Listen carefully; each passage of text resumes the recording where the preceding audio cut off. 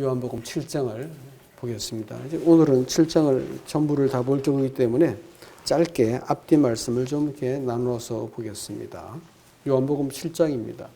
2절 말씀 보면 유대인의 명절인 초막절이 가까운지라 그 형제들이 예수께 이르되 당신이 행하시는 일들을 제자들도 보게 여기를 떠나 유대로 가소서 스스로 나타내기를 구하면서 묻혀서 일하는 사람이 없나니 이런 일을 행하려 하거든 자신을 세상에 나타내소서 하니 이는 그 형제들까지도 예수를 믿지 아니함이라. 또 가운데 말씀을 조금 더 보겠습니다. 37절입니다. 명절 끝날 곧 큰 날에 예수께서 서서 외쳐 이르시되 누구든지 목마르거든 내게로 와서 마시라. 나를 믿는 자는 성경의 이름과 같이 그 배에서 생수의 강이 흘러나오리라 하시니 이는 그를 믿는 자들이 받을 성령을 가르쳐 말씀하신 것이라. 예수께서 아직 영광을 받지 않으셨으므로 성령이 아직 그들에게 계시지 아니하시더라. 이 말씀을 들은 무리 중에서 어떤 사람은 이 사람이 참으로 그 선지자라 하며 어떤 사람은 그리스도라 하며 어떤 이들은 그리스도가 어찌 갈릴리에서 나오겠느냐. 성경에 이르기를 그리스도는 다윗의 시로 또 다윗의 살던 마을 베들레헴에서 나오리라 하지 아니하였느냐. 좀 내려가서 또 50절 말씀 보면 그 중에 한 사람 곧 전에 예수께 왔던 니고데모가 그들에게 말하되 우리 율법은 사람의 말을 듣고 그 행한 것을 알기 전에 심판하느냐. 그들이 대답하되 이르되 너도 갈릴리에서 왔느냐. 찾아보라. 갈릴리에서는 선지자가 나지 못하느니라 하였더라. 우리가 지금 계속해서 이 5장에서 그 베데스다 못에서 그 예수님께서 구원을 베풀어서 이 죄로 말미암는 병의 속박에서 사람을 건져내신 사건을 우리가 보았습니다. 이것은 애굽에서 이스라엘 백성을 바로의 압제와 속박으로부터 건져낸 것을 상징하고 있습니다. 그리고 거기에서 거기를 나올 때 그 어린 양의 피를 바르고 그 피를 바른 집 안에 그 피 아래 머문 사람들은 심판을 받지 않고 구원을 받았습니다. 그리고 그날 밤에 그 죽인 양의 고기를 먹고 여행 준비를 시키십니다. 유월절을 상징을 하고 있죠. 유월절의 시작을 보여주고 있는 것이고요. 그 다음에 또 6장에 이르러서는 또 예수님께서 그 유월절이 이르렀을 때 광야에서 그 백성들을 물고기 2마리와 떡 5개로 먹이십니다. 이것은 당신이 하늘에서 내려온 산떡 만나라고 하는 것을 보여주시고 백성을 먹인 사건을 이야기해 주고 있습니다. 이것은 뭘 말하냐면 그 6월절부터 시작해가지고 50일을 세면 오순절이 되는데 다른 말로 77절이라고 말합니다. 또 다른 말로는 맥추절이다 이렇게 표현하는데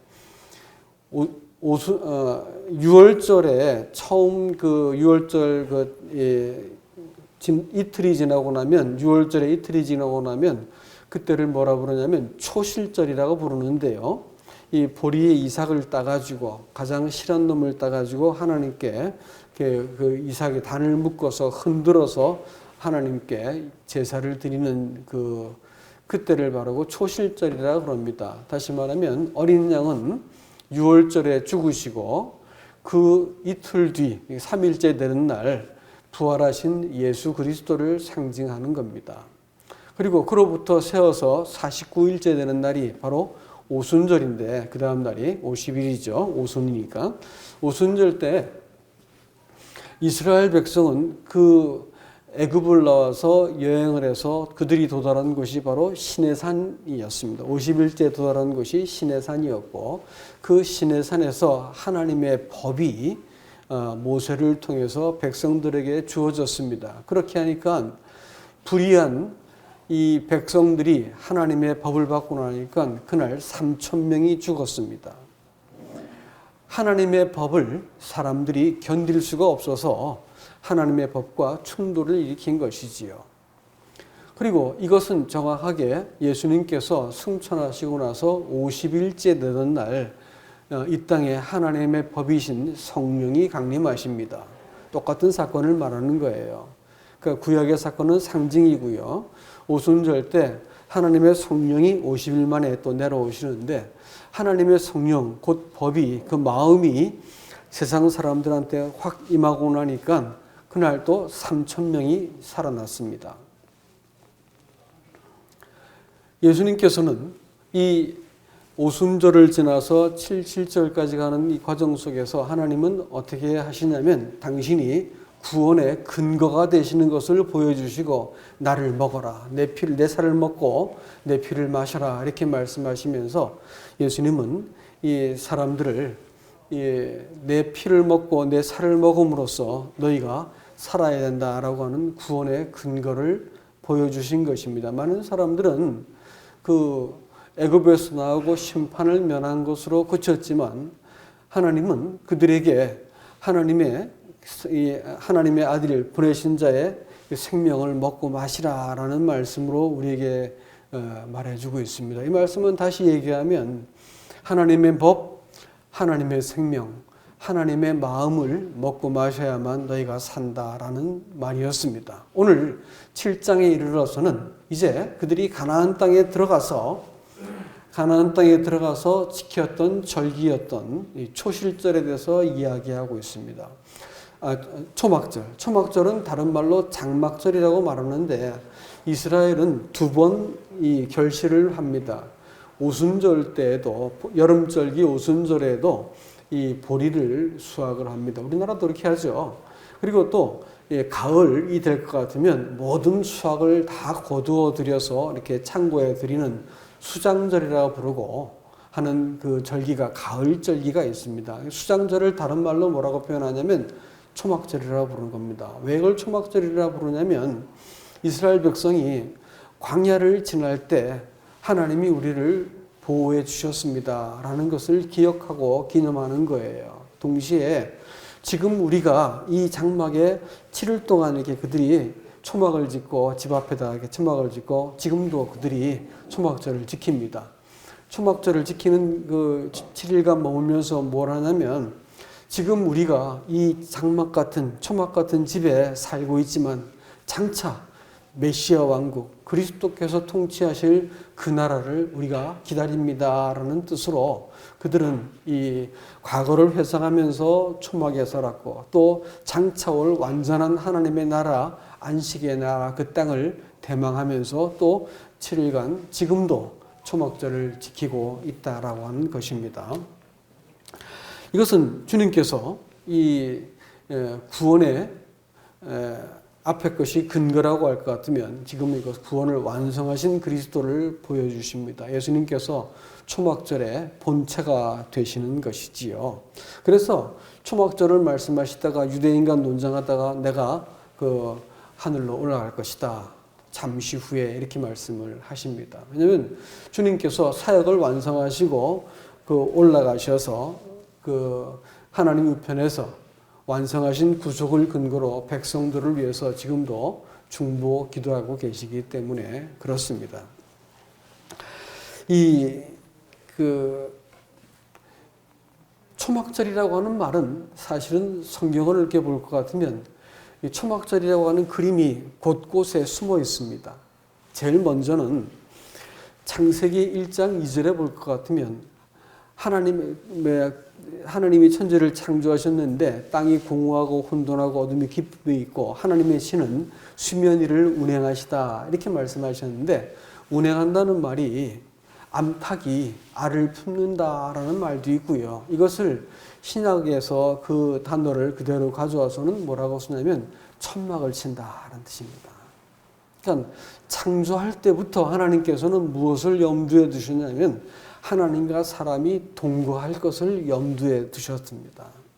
그래가지고 그 하나님의 신이 이렇게 그 수면 위를 운행하시면서 그 품고 또 함께 동거할 사람들을 얻어내시는 이와 같은 그림이 이미 거기도 있었고 그 다음에 구약시대 내내 하나님께서는 이 장막을 통해서 그들과 함께 동행하셨고 그들이 정착했을 때 성전에서 이제 흔들리지 않는 이 하나님과 사람이 함께 거하는 그림을 미리 보여주세요. 그리고 신약으로 넘어와서 예수님께서는 예수 그리스도의 다른 이름이 뭘까요? 임마누엘입니다. 임마누엘이란 말 뜻이 뭐냐면 하나님이 사람에게 와서 천막을 치셨다라는 겁니다. 또 같은 단어가 또 나오죠. 하나님이 사람에게 와서 장막을 친다라는 겁니다. 나중에 또 이 스가랴서라든지 에스겔서를 볼 것 같으면 하나님이 사람에게 와서 영원히 이 안주하시고 이 성전이 되어 가지고 거주하시는 그림이 또 나오고 거기서도 천년왕국에서도 스가랴서 14장을 볼 것 같으면 사람들이 초막절을 지키는 그림이 나옵니다. 그리고 또 새 예루살렘, 새 하늘과 새 땅에서도 하나님은 사람과 함께 영원히 동거하시는 이 예루살렘 성을 우리에게 보여주시면서 하나님과 사람이 동거하는 그림을 보여주고 있는 것입니다. 이게 초막절. 다시 말하면 하나님이 각 절기를 통해서 예수 그리스도를 보여주었고 하나님의 구원의 모든 과정과 이 경륜을 다 보여주고 있는 거예요. 근데 이 초막절은 맨 마지막 절기이기 때문에 굉장히 중요한 것입니다. 여기에서 주님께서 자기 자신을 이렇게 나타내 보여주고 있습니다. 초막절은 어떻게 지키냐면 그들이 7일 동안 이렇게 집을 지어놓고 자기 집 앞에 텐트를 쳐놓고 텐트 생활을 합니다. 그리고 뭐라냐면 그 예루살렘 성 곳곳에다가 커다란 횃불들을 밤새도록 7일간 밝힙니다. 그것은 무엇을 의미하냐면 광야 생활 내내 이스라엘 백성을 구름 기둥과 불 기둥으로 광야길을 보호하시고 밝히셨던 것을 보여주고 있는 것이지요. 누구를 상징할까요? 세상에 비치신 예수 그리스도를 상징하고 있는 것입니다.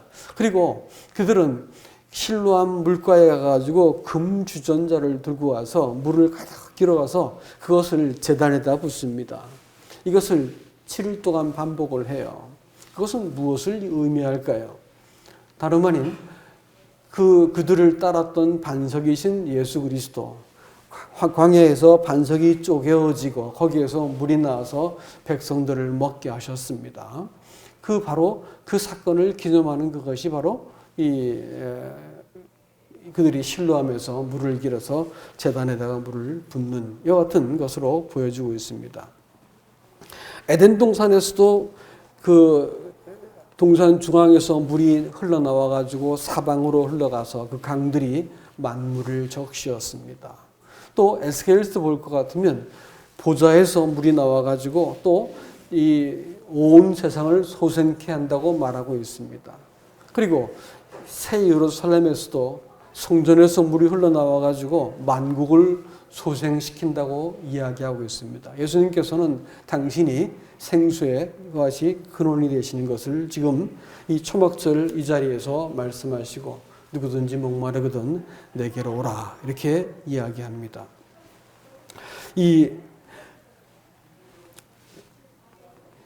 예수님께서 초막절의 본체가 되시는 분이었었는데 초막절에 선뜻 나서야 되는데 그들이 예수님께서 초막절에 올라가지 못하세요. 왜냐하면 그들을 죽이려고 하던 자들이 있었고 또 그들의 몰 이해로 말미암아 예수님께서는 자기를 알아보지 못한 백성들로 인해서 제때 올라가지 못하시고 은밀히 올라가십니다. 저는 이것이 주님께서 마지막 때에도 사람들은 세상은 종교는 주님을 몰라보지만 은밀히 자기 백성들을 찾아오시는 우리 주님을 생각나게 만듭니다. 그래서 은밀히 올라가시는데 예수님을 두고 세 부류의 사람들이 있었습니다. 한 사람들은 가족들이었어요. 가족들은 예수님을 올라가서 세상에 당신을 드러내려면 올라가서 기적을 베푸시고 바보같이 그 베스다 광야에서 사람들을 다 잃어버렸잖아요. 그렇게 하지 말고 다시 사람들을 모아야 될 거 아니에요. 그래가지고 당신이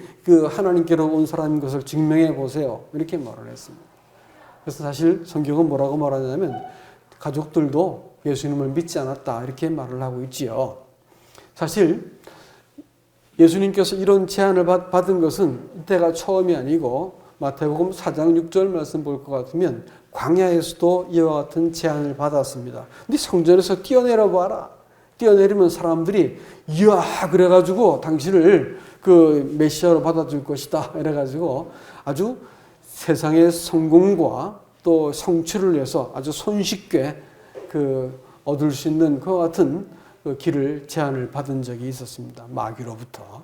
오늘 이 가족들이라고 하는 사람들이 세상의 성공을 위해서 하나님의 영광을 드러내라고 이렇게 이야기하고 있다는 것은 주목해 볼 만한 이야기지요.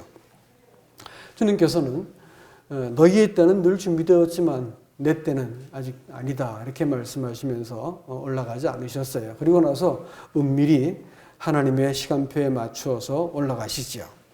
올라갔더니 거기는 군중들이 있었습니다. 군중들은 지도자들과 좀 다른 사람들입니다. 그래서 그들은 예수가 좋은 사람이다, 나쁜 사람이다, 미혹하는 사람이다, 별 얘기들을 다 하면서 동요하고 있었습니다. 베세다 광야에서 놀라운 일을 행하셨고 그분의 말씀이 참 권세 있는 자와 같이 말씀하셨음에도 불구하고 그들은 동요하고 있었지 예수님을 믿지는 못했습니다. 이 세상 기준이지요. 오늘날 신자라고 말하는 사람들도 결국은 신앙의 어떤 기준이 뭐냐면 이게 나한테 유익한가 유익하지 않은가 또 자기 기준에 부합되는가 부합되지 않는가 이것 가지고 예수님을 계속해서 판단하고 있는 사람들은 무지한 군중들이었습니다. 또 한 사람도 있었죠. 유대 대제사장들과 또 이렇게 지도자들이었습니다. 이 사람들은 일관되게 예수님께 대해서 사리를 갖고 있었습니다. 그래서 그를 낭떠러지로서 밀어 죽이려 했었고 또 예수님께 올무를 놓아서 이렇게 로마군에 의해서 죽게도 만들려고 했었고 이 예수님을 계속해서 하속들을 보내서도 죽게도 하려고 했어요. 잡아다 죽이려고 했었고 계속해서 예수님께 대해서 이렇게 나쁜 이 살해 의도를 갖고 있던 사람들이었습니다. 이 사람들은 자기들이 갖고 있는 이 입장과 기준을 지키기 위해서 자기들의 위치를 지키기 위해서 진리를 거절해버린 사람들입니다.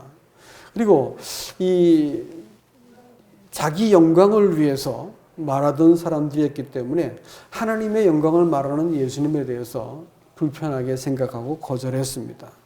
무엇보다 예수님께서 이 사람들에 대해서 뭐라고 말씀하시냐면 너희가 할례는 행하면서 하나님이 이 주일 안식일 날 사람들을 살리는 것 가지고 너희들이 비난하는 것은 너희가 사실은 하나님의 율법을 어기는 것이다. 이렇게 말씀을 하세요. 무슨 뜻이냐면 할례는 사실 10계명에 나타나 있지 않죠. 그러나 6째 계명에는 살인하지 말라고 그러는데 그들은 자기들과 입장이 틀리다는 이유로 이 예수님을 죽이려고 했기 때문에 너희가 범죄했다 이렇게 얘기하고 계시고 할례는 뭐냐면 할례를 받고 나면 하나님의 백성된 자격을 얻는 것이기 때문에 그들이 거의 관심이 많았습니다. 그래서 안식일도 할례를 행했습니다. 하나님은 자기들의 유익을 위해서 할례는 안식일날 행하는 사람들이 안식일날 사람을 구원하는 일들은 하지 못하게 만드는 이 모순에 대해서 지적을 하신 것이었습니다.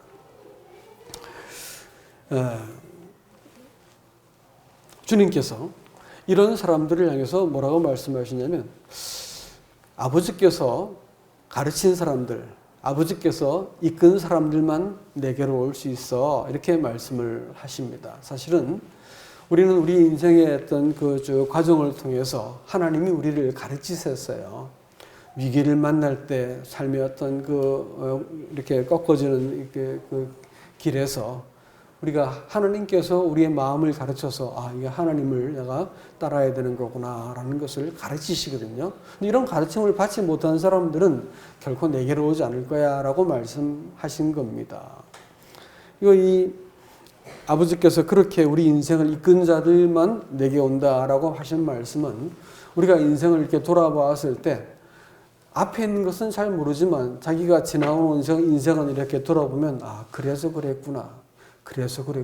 내 인생이 그랬기 때문에 이렇게 내 인생의 여정이 이와 같았구나라고 비로소 하나님 앞에서 자기 인생을 이렇게 반추해보고 납득이 가능해지는 거예요. 그리고 그렇다면 내가 내 인생을 하나님께 맡길 수 있겠구나. 길을 하나님께 의지할 수 있게 되는 거죠. 주님은 이 사람들을 겨냥해서 말씀하십니다. 누구든지 목마르거든 내게로 와서 마시라 이렇게 말씀하십니다.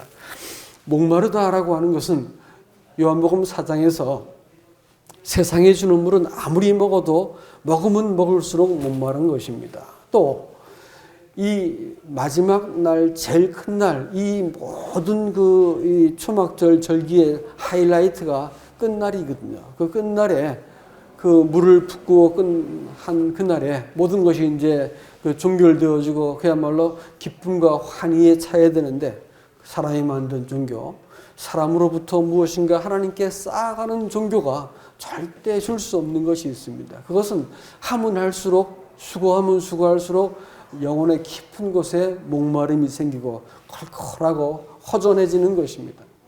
바로 그 시점에 예수님께서 서서 외쳐 가라사대 누구든지 목마른 자는 내게로 오라 이렇게 말씀을 하고 있습니다. 세상 종교는 절대로 사람의 목마름을 해결해 주지 못합니다. 하면 할수록 자꾸 뭔가 더 해야 될 것처럼 여겨지게 만들지요. 자기의 기준이라든지 자기의 종교적인 행실과 또 소속과 전통에 배부른 사람들은 절대로 예수님께 나오지 않습니다. 이 목마름을 자기가 속이지요. 예수님께서는 목마른 사람들은 이 목마름을 느끼는 사람들에게 향하고 있는 것입니다. 자기의 이론과 자기의 입장과 자기의 소유가 갖고 배부른 사람들은 절대로 목마름을 느끼지 않습니다. 하지만요, 그리스도인들은 하나님께 배우고 하나님께 이끄시는 자들은 영혼에 목마름이 있는 거예요. 이걸로는 안 되는 거예요.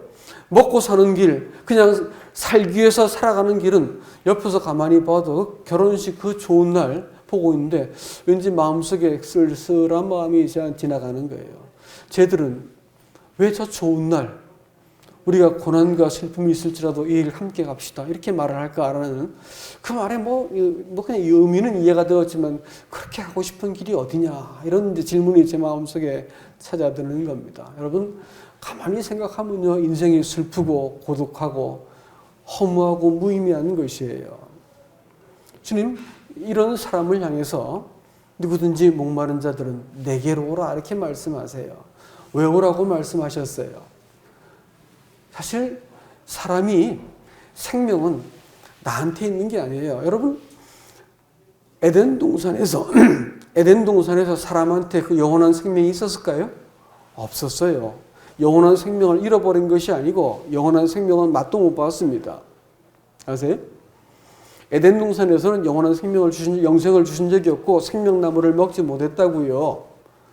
다만 예수님께서 거기에서는 하나님께서 뭘 주셨냐면 이 쓰다가 반납해야 될 몸뚱아리만 주신 것이 아니고 거기에다가 하나님의 숨결을 주었습니다. 이 숨결을 잠언 20장에서 뭐라고 부르냐면 영혼의 등불이라고 불렀어요. 다시 말하면 하나님을 알아보는 빛이다라는 거예요.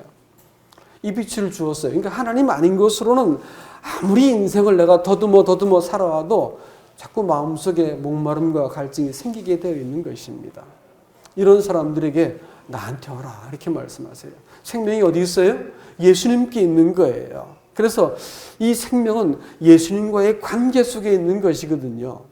안식하는 관계 속에 있는 것이거든요. 세상 어디에 어떤 종교가 안식하라를 법으로 만든 종교가 어디 있어요? 그런 종교 봤어요?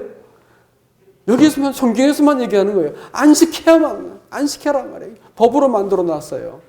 왜요? 사람이 안식하지 못하거든요. 왜 안식하지 못할까요?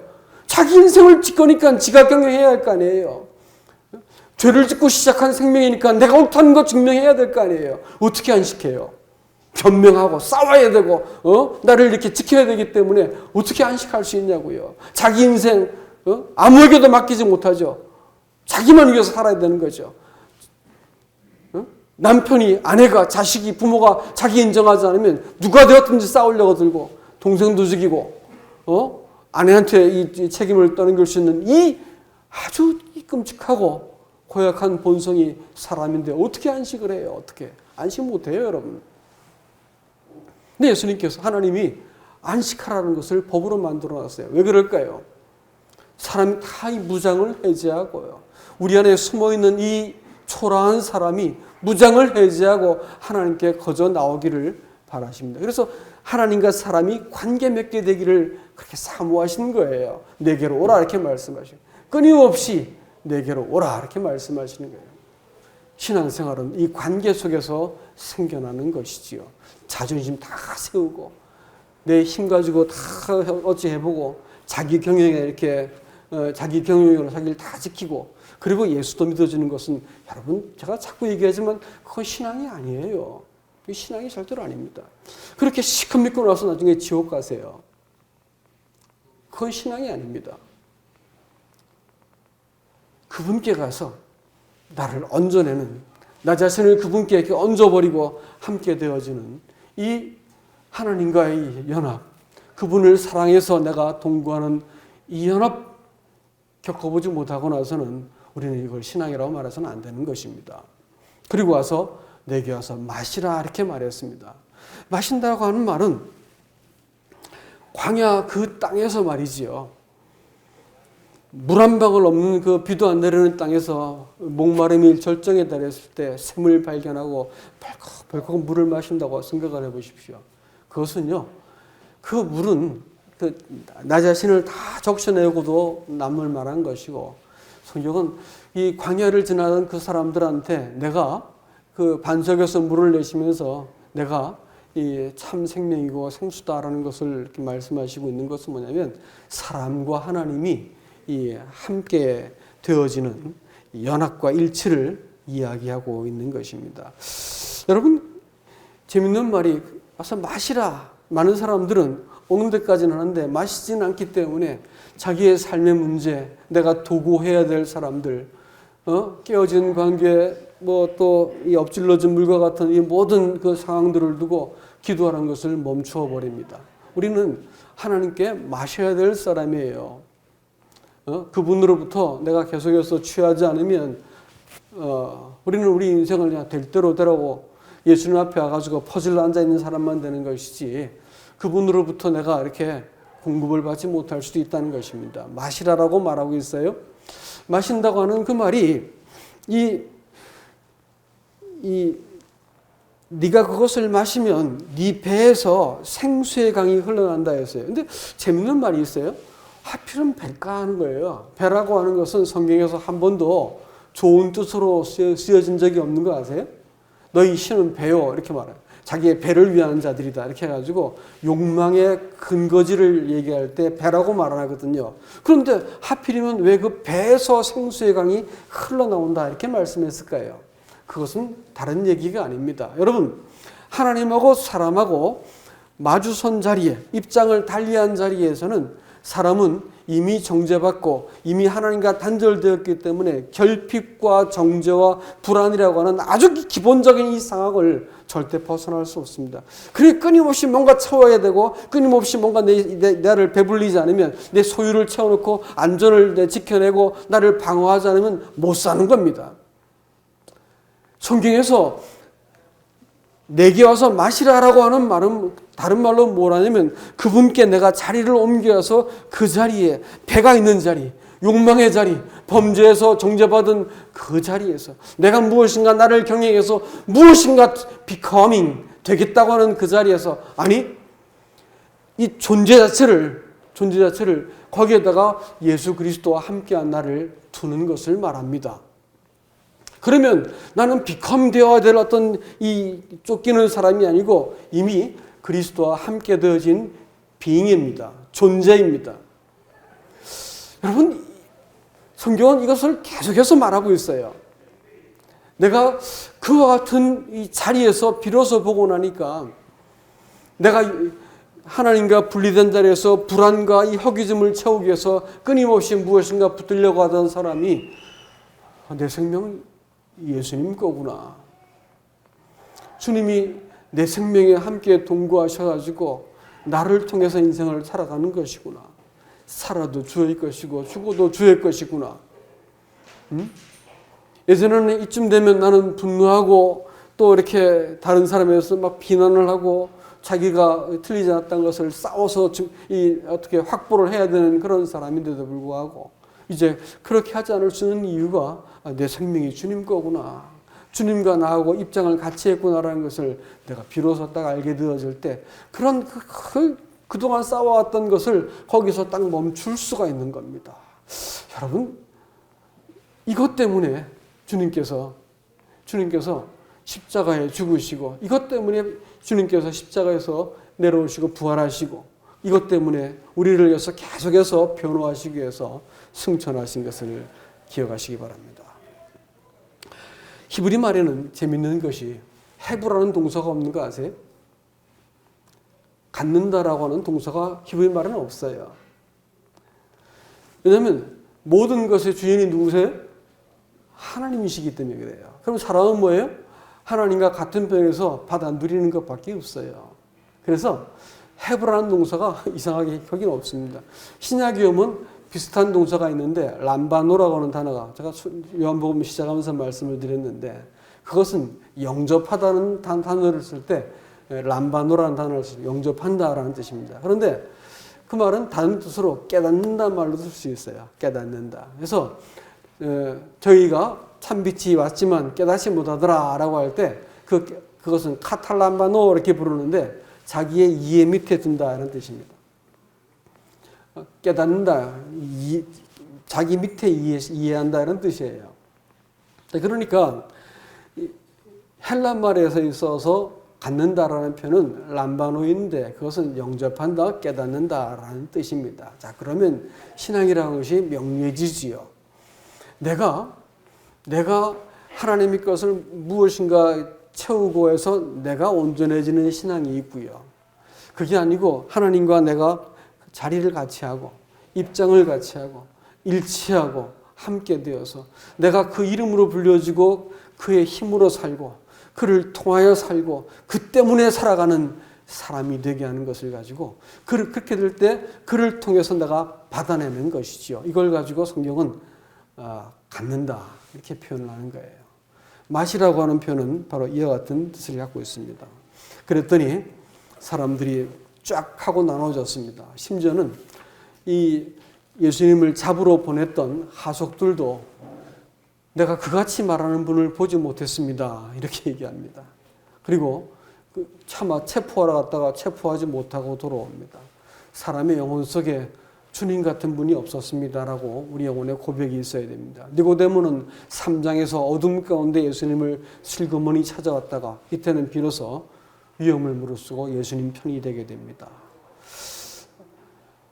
하나님 편의 선자들과 하나님을 대적한 사람이 쫙 나눠지게 되어 있습니다. 그래서 그들이 예수님을 끝까지 적개심을 품는 사람들이 생겼고 그 앞에 복종하는 사람들이 생긴 것을 알게 됩니다. 이런 신앙생활이라고 말하는 것은 수행하는 것도 아니고 내가 점점 쌓아가서 하나님께 온전하게 도달하는 것도 아닙니다.